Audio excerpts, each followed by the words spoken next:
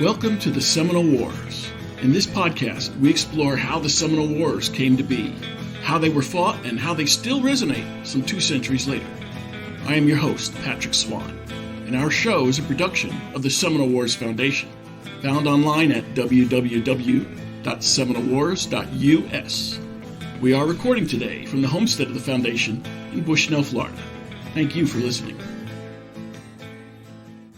Hello and welcome. Has it been 200 years already? Ask a Seminole today, and he'd probably tell you it's 200 years too many. The 200 years? American possession of Florida. July 10th of this year will mark 200 years since the transfer of power and ownership from Spain to the United States. The act of transfer is the moment when Spain gave possession of Florida to the United States. The Seminoles sided with the Spanish in the so-called Patriot War of 1812. Now, 9 years later, the Spanish were leaving and the Patriots were arriving. This would usher in a bitter harvest for the Seminole in Florida. Treaties with the U.S. government would follow, prohibiting the Seminole from trading with anyone else than Americans. This was constrictive since the Seminole had traded very freely while the Spanish controlled Florida. They had a hands-off policy for Seminole trading. And now, trade only with the Americans. That was just the first of the unpleasant outcomes from the transfer of power on July 10th, 1821. On Saturday, July 10th, 2021, at 11 a.m., the Florida Historic Militia will provide a living history interpretation of the transfer ceremony. This will be done in front of the Governor's House Museum in St Augustine. There will be Spanish and United States troops, dignitaries, and townspeople, all dressed in period gear from 1821. Declarations will be made, documents will be signed, and keys to the city will be exchanged. Then the living history interpreters will march to the Florida National Guard's parade grounds on Marine Street. There, the change of flag ceremony will take place and will include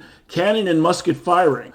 In this episode, the organizer of the 1821 Commemoration joins us. She is Maria Alvarez. She and her husband, Bob Alvarez, run the Historic Florida Militia, or HFM, a nonprofit umbrella organization supporting recreated historical interpretive units and representing a number of cultures and time periods in Florida. Now let me translate that to English. The Historic Florida Militia are living history interpreters, composed of historic reenactor groups, including the Men of Mendendez, representing the 16th century Spanish soldiers and settlers, Drake's Men, representing the 16th century British combatants, Searle's Buccaneers, representing the 17th century British soldiers and settlers, and the East Florida Rangers, representing the 18th century British settlers, soldiers, and government officials. Maria Alvarez, welcome to the Seminole Wars. Hi, how are you, Patrick?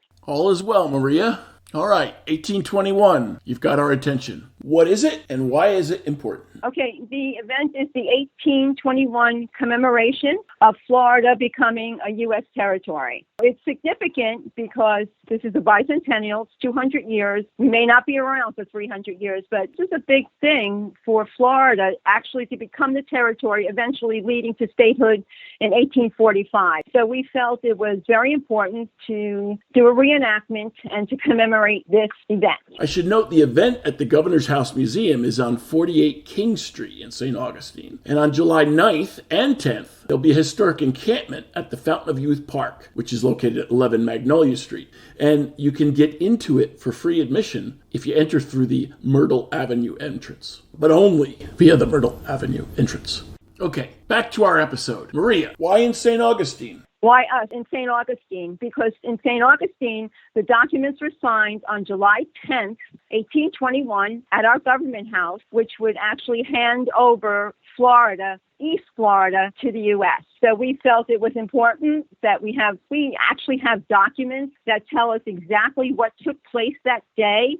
So we felt it was important for us to reenact that document to show people how the transition came about, how Florida actually became a territory. Now, Maria, I've introduced you, but for the record, what is the Florida Historic Militia? The Historic Florida Militia, a 501c3 not-for-profit organization, is a historical interpretation and reenactment company founded in 1981. Through the years, our goal has always been to provide true historical account of 16th, 17th, 18th century St. Augustine, and La Florida. We achieved this goal through the use of interpreters and educational programs, portrayals and living history encampments, publications, and military demonstrations. We promote education through volunteerism, and we present the past to the present for the future. Florida Militia is the largest living history group in St. Augustine, probably throughout Florida. We consist of about between 125 to 200 members. We do historical interpretation and reenactment. We do interpretive and educational programs. We portray and living history encampments, and we do publications and military demonstrations. We actually travel all over Florida, North Carolina, South Carolina, Georgia, Alabama, and Tennessee to do different events for people. We have several companies. Historic Florida Militia is the parent company, and then we have other companies doing DBAs. So Mendendez is a 16th century company. And then Drake's Men is a 16th century company as well. Cyril's Buccaneers is a 17th century company. And St. Augustine Garrison is an 18th century company.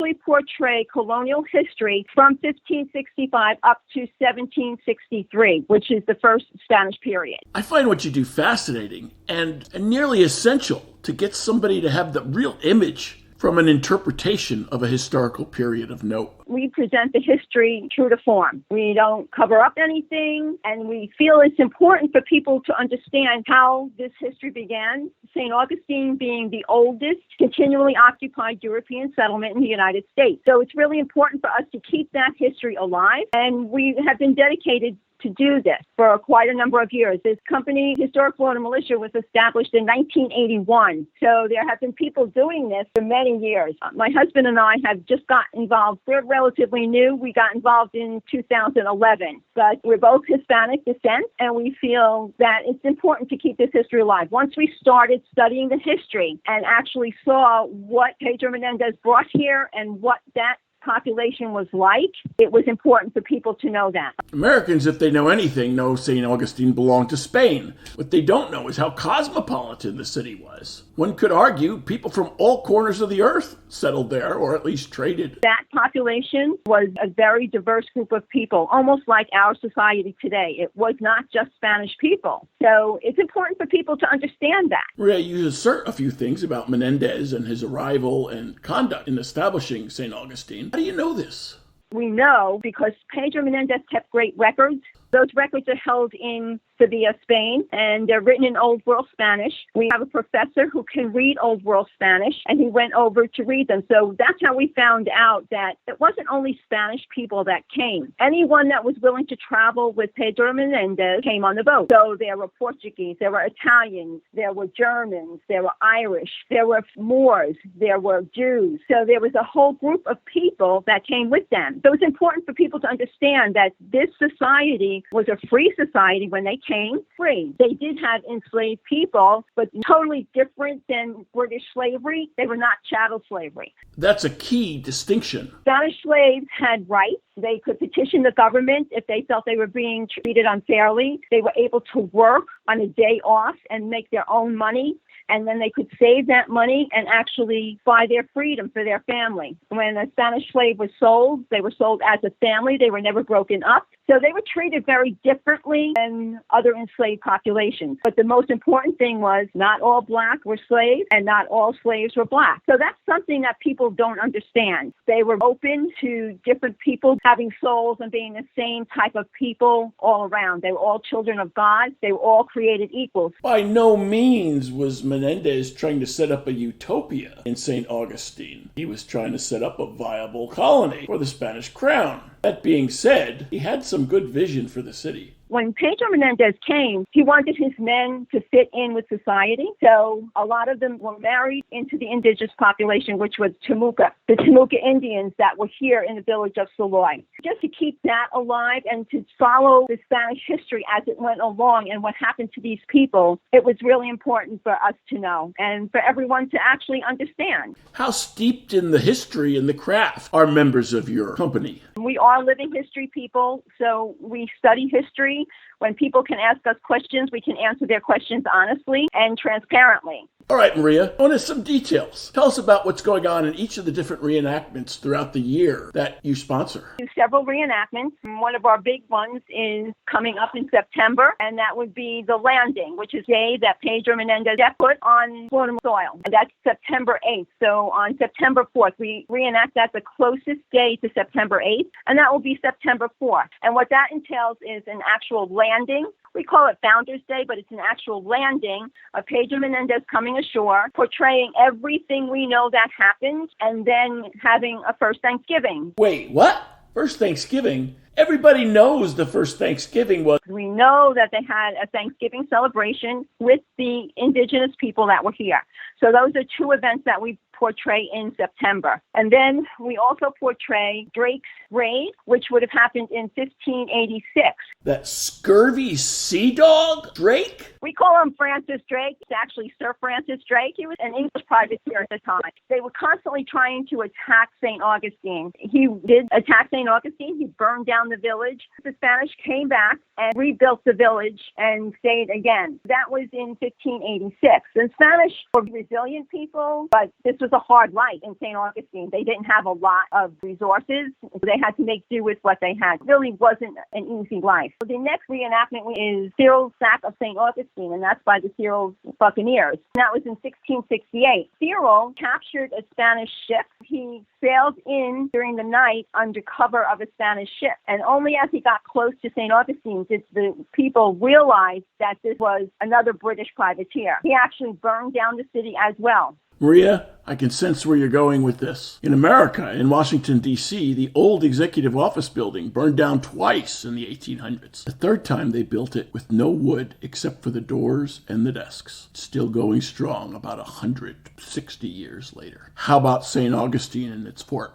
The most important thing about Robert Cyril was the Spanish realized that they had burned down 9 forts and they had to constantly rebuild the fort. So Queen Mariana asked the viceroys of the Indies to contribute money to St. Augustine to build a masonry fort. 1672, the Castillo de San Marcos was started to be built, and it was finished in 1695. So it's the oldest masonry fort in the continental United States. Right now, we do reenactments in the Castillo. I've been there for the Spanish cannon firing at noon. They went through the whole manual of arms, but they did it in Spanish. I mean, I yelled out, "Speak English! This is America!" But they just ignored me. Was I out of line? Well, when the Americans took over the Castillo, they renamed it Fort Marion. They didn't say, "Oh, well, it's a Spanish name, we'll keep it." No siree. They went right for a good old American English name, Fort Marion. I feel like I'm in good company. So the Castillo. Listeners to the Seminole Wars podcast know the Castillo as both the Castillo and as Fort Marion. Fort Marion is where many Seminole were detained during the Second Seminole War. Osceola was kept there, Wildcat, among others. And they had a prison break from there. So as solid a fort as it was, they still found a way out. The next organization would be St. Augustine Garrison in 1700s, and they would actually have worked in the fort. By then, the fort was built. There was a city built next to the fort where the families would live. So because that fort is still there, it's really important for people to know why that fort is there, how that fort came about, and what that fort did with the city. That fort was never lost in a battle, and it always flies the Spanish flag. There are a few days a year that it actually flies an American flag, but it's the only national monument in the country that flies the Spanish territorial flag. Since you're in the Spanish colonial period, I presume you've got a relationship with the living history interpreters from Fort Mosaic, just north of the Castillo. Fort Mosaic is like a sister organization. They do our events, we do their events, and it's really important. Fort Mosaic was the first free Black community in the United States. As early as the late 1600s, enslaved people were escaping and coming to St. Augustine because they knew they would be free. There were conditions, obviously. If you pledged allegiance to the king and you became Catholic, you were able to live in St. Augustine as a free person. In 1693, King Carlos said any slave Black that was in St. Augustine was automatically free. So by 1738, they lived in Fort Mosaic. and they were all free people. And Fort Mosaic is a big protector of the Castillo San Marcos. It was the northernmost protector. So we do go up to Fort Mosaic and just did the bloody battle of Mosaic. And we also do Flight to Freedom, which actually tells their story of escaping from plantations and making their way to St. Augustine, which was not an easy trip. But what about the granddaddy of this all, Pedro Mendendez? We do what is called a saunter every month, and that is where we walk down our street, St. George Street, which is the main street. We do a timeline saunter, so we're dressed out in all different periods of clothing, and we talk to the visitors, and we explain the history and why we are dressed the way we are. It's been going on for about 3 years now. Just really started up again doing saunters down St. George Street. And we have people that come because they know we are going to do it. It's on a calendar, and people follow us on Facebook, and they know when we're going to do this, and they actually come to St. Augustine to see us. How is the public reception to this saunter and everything else that you do? The public is very enthusiastic about us. They're kind of surprised sometimes when we talk about history, things they don't know. So try and be factual about our say to people on St. George Street, especially when we do our saunters. And a lot of people are interested in the history. We teach them things. They ask us a lot of questions. We have some people that speak Spanish, so when we have Spanish-speaking people, they can actually identify with those people and talk to them. As the living history interpreters, you have a choice between first person and third person. Which do your groups use? We don't do first person. We relate a lot of what happened back in the 15, 16, and 1700s to how the city evolved and how it goes on today. We do not do first person. It's easier sometimes to talk to people that way, and they understand more of what we're saying, and they're more willing to ask us questions about the modern day St. Augustine and how it relates, and the buildings, and how they relate to old St. Augustine or colonial St. Augustine. You had your hand in a documentary a couple of years ago that used some of these living history interpreters. Part of a documentary. It came out in 2016, and I was the casting director for that documentary. And it's called America's Untold Story, and it covered from 1565 up until the Patriot Wars. It's a 2-hour documentary on PBS called Secrets of Spanish Florida. And the 4-hour documentary you can buy from PBS or Amazon. It's a 4-hour, and it's called America's Untold Story. I used all our reenactors in that, and it took us about 4 years to make it. PBS is 2 hours, so it's a condensed version of the 4-hour documentary. Maria, I meant to ask, you're a nonprofit organization. Are you also nonpartisan or non-political? We say nonpartisan. We cannot be part of anyone's political agenda. When a question comes to us, we answer it as truthfully as possible, but not taking a side and not being political. We don't sugarcoat history either.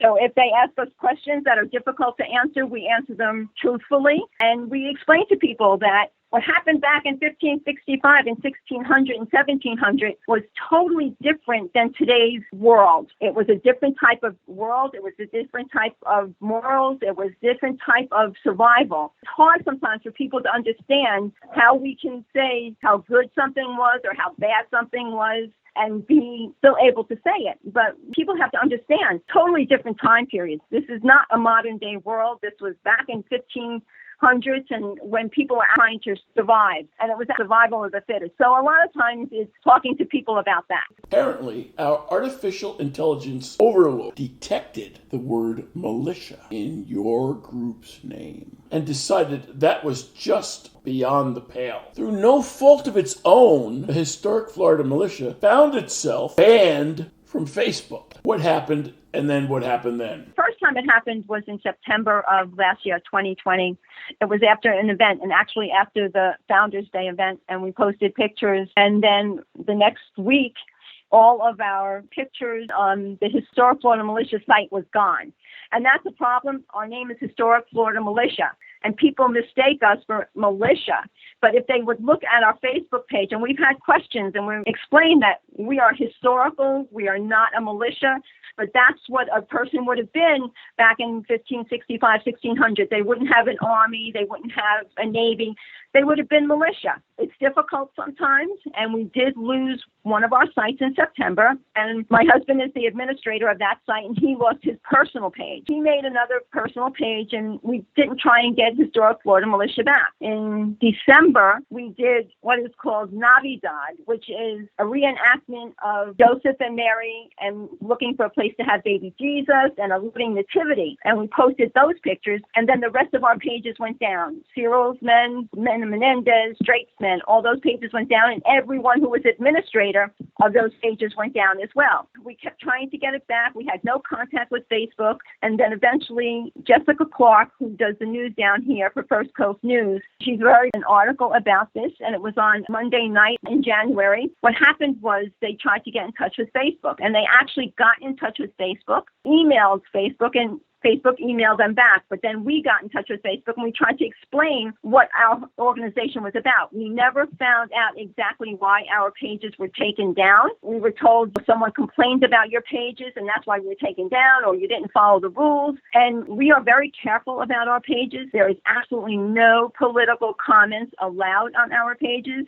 And we monitor our pages. If people get into political comments, we delete those comments because it's just not good for us. Eventually, by February, we were able to go back and forth via email with Facebook and actually got all our pages back. But we are very careful about everything that happens now because we are really leery of losing those pages again. Our reenactments are transparent. They are true to what happened in that time period. And we definitely do not take part in any political events, and people know that we are nonpartisan. People know that we are not part of a political agenda. We make sure we do that, and we're even very careful about our own pages on Facebook to be not political. Reminds me of that supposed Mark Twainism about lightning and lightning bug. Well, they must be the same thing. They both have lightning in it. I'm looking for a silver lining here. Essentially, you were banned because you have militia in your name. You must be trying to, well, anyway, perhaps the negative publicity about what happened to your group generated some interest in your group among people who might like to be living history interpreters, whereas they didn't even know you existed previously. We have people that started this organization in 1981. They still reenact today. As we age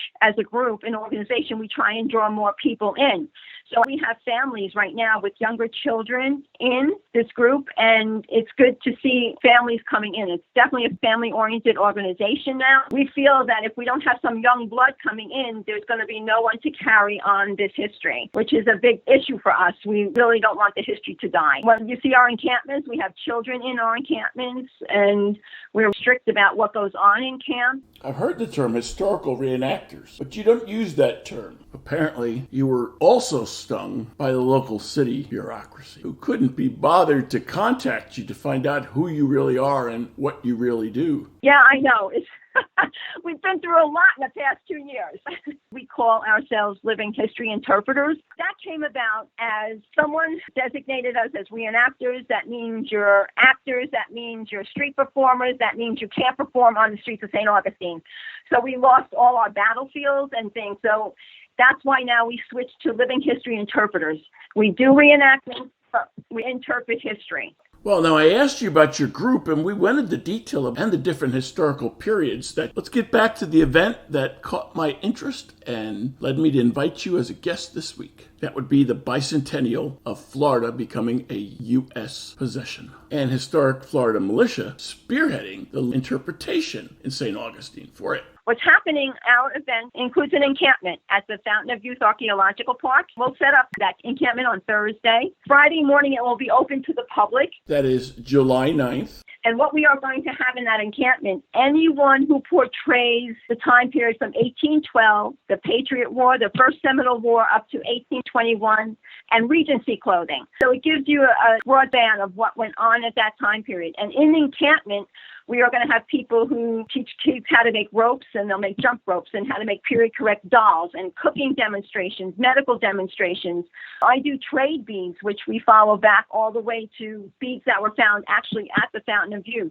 What makes the Fountain of Youth an ideal location for this event? Fountain Fountain of Youth is a great place to have this reenactment because the field in the Fountain of Youth is exactly where Pedro Mendendez landed. We know that. We have documentation of it. We have artifacts of it. Please give us a quick snapshot of the schedule of activities. Friday will be an all-day reenactment from 9 to 5, and then Saturday morning will be an early reenactment, but by 10:30 we will be downtown at the Government House, which is on 42 King Street, which will be the act of transfer, where the Spanish and the USA would have signed documents. So we have Colonel Butler, who is the U.S., and Colonel Coppinger, who is the Spanish person, and they will sign documents to transfer Florida, East Florida, to the U.S., and the keys to the city will be given over to the U.S. And from there, we will form up a procession, and we will march to the National Guard parade grounds. And there we will have the transfer of flags. We will have musket firings at the Government House, and we will have cannon and musket firings at the parade grounds. Will probably be an hour, hour and a half long. It's something that people will never see again,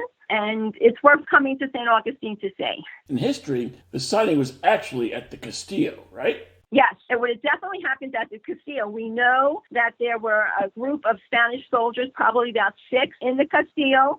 The cannons were fired at 5 o'clock in the morning, a 21 cannon salute, and then the documents were signed, and then what happened is the USA troops would have marched to the Castillo, and after a cannon firing, the Spanish flag would have been lowered, the Spanish troops would have marched out, they would have saluted each other, and then the USA troops would have marched into the fort, another cannon firing, and the flags would have been raised. Why not the Castillo then for this living history interpretation? The Castillo right now is still under COVID restrictions, unfortunately. Was General Andrew Jackson there for the handover? No, Andrew Jackson was not in St. Augustine for the act of transfer or the change of flags. How are you managing obtaining the uniforms for the Spanish from 1821? It would have been the second Spanish period, which we are affiliated with a group in Puerto Rico who portrayed the second Spanish period, and unfortunately they were supposed to come, but because of COVID and they're just opening up, they decided not to come, but we have some people who do have second Spanish uniforms.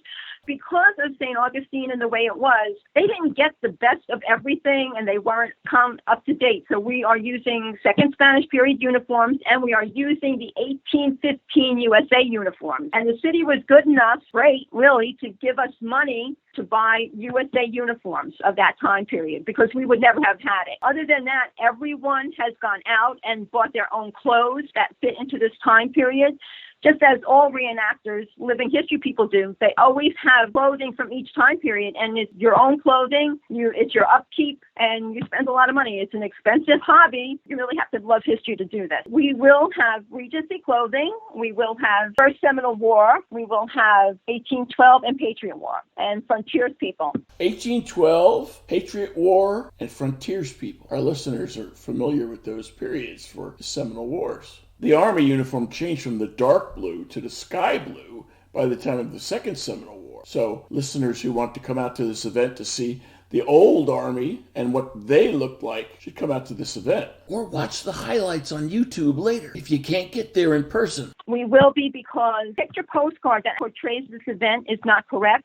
So these will be the true pictures of that event. So we are having videographers. We have our own photographers that travel with us taking pictures. So there will be a lot of documentation of this event. After the street designation fiasco, that's quite a turnaround in support from the city. Kudos to them. It is because we are being supported by the city of St. Augustine and the University of Florida. Historic St. Augustine is part of the University of Florida, and they are supporting us as well. Important to them that we keep history alive and we do things on their property, and they are very good to us about that, supporting us. How much is this going to set back a family of 4? The event is free. Is there anywhere to park near the event for this family of 4? There is a parking garage in St. Augustine. There's parking on the street.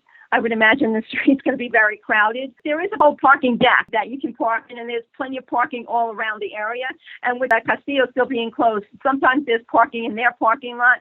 Okay, this is summertime. If a family of 4 parks where your people park, how can they get to the Saturday, July 10th event without getting heat stroke, moving from the Ponce de Leon area over to the governor's mansion? Our people people will be parking up at the Fountain of Youth, and we are transporting people from the Fountain of Youth to the government house. So we will not be taking up parking spots in town. Where can I go to find out more information, either about this event or about your group? You can go to our Facebook pages, several Facebook pages. There's an 1821 Florida Joins USA Facebook page that has a lot of details on it. Our website has the schedule on it, which is hfm.club. hfm.club. HFM standing for Historic Florida Militia. And there is a heading for public events. And if you go under that public event, there's the 1821 Commemoration. And then if you go under the St. Augustine Garrison, there is the 1821. I take care of the website, putting up the entire schedule on the website. A change of authority will start at 11 a.m. at the government house, and we figure we'll be to National Guard parade grounds by 11:30, the latest. That will be the exchange of flags. Now, the Fountain of Youth, our encampment is free to the public through the Myrtle Street exit. So that means you can come into our camp, but you cannot go into the park itself unless you pay the fee to get in the park. That's the way they want us to work it. You can come into our encampment for free, and people who pay to get in the park will be able to come into our encampment for free as well. What benefits does the public get from seeing this living history interpretation? If you see people in clothing doing things and having those people explain to you what the process is and what they do and why they wear the clothes they do, it's more realistic to people, and it will leave a better impression on people to see this in public. We have a school of the 16th century where we teach people how to use pikes, how to use crossbows, how to use muskets, different things, why we would cook the way we do. I believe people really need to see an event so that they can picture what it would have been like. It's very hard for modern day people to think about what life was like back in 1565 or 1600 or 1700 because they don't see it. So it's different than seeing a movie, see it in real life where they can ask you questions about what you're doing and why you're doing it. With that Facebook unpleasantness behind you, how is recruiting going for the Historic Florida Militia? We just did a big recruitment. Someone asked us to come down and talk to their church group, and we went down and we were expecting 30 people, and we actually had 65 people. And what we did was we brought down all our information, we brought down clothing, we brought down weapons and all different accessories that we would use, and explained our entire program to them. And we will support them. If they want to become part of our organization, we will support them. And what we tell people is you should pick a time period because these time periods are expensive. You have a different musket for each time period, different sword for each time period, different shoes, different clothing. So we say pick a time period and stick with that time period, and we teach them how to dress a certain way so they can carry their clothing all the way through. It's easier for women than it is for men because men, their pants changed, their coats changed, everything changed with men. So it's harder for men to carry clothing from one period to the next, where a woman, if she's got a skirt, you can change jackets as you go through, and you can go from 1500 to 1600 to 1700. And we have clothing that we lend out. We're lucky enough to live in Florida and have a basement. I have a basement filled with clothing that people can come here and try on and see if they like it, and they can try events to see if they like events and see what they want to do. Besides this event, Seminole Wars podcast listeners know that the three pyramids that entombed Major Dade's men and others from the Second Seminole War is in the National Cemetery at St. Francis Barracks. I invite people to come to St. Augustine to see this great city, to follow us on Facebook because you may encounter us on a timeline saunter. We are willing to give anyone helping hands if this is what they want to do. What kind of people from what kind of professions take up this living history interpretation craft? A wide variety. I'm a retired operating room nurse. My husband is a retired policeman. We have retired history professors. We have teachers. We have firemen. We have policemen. We have housewives. We have all walks of life that come to us and just have a love of history. People from all walks of life who come together for the common community's good? Almost sounds like a militia, the Historic Florida Militia. That sounds subversive. Don't let Facebook find out. We take pride in what we do. We really feel that we're definitely tell the story of St. Augustine and the colonial time period as it actually happened. Maria Alvarez. What a fascinating discussion. Your group really does valuable historical interpretation. Thanks for joining us for the Seminole Wars. Thank you so much for having me.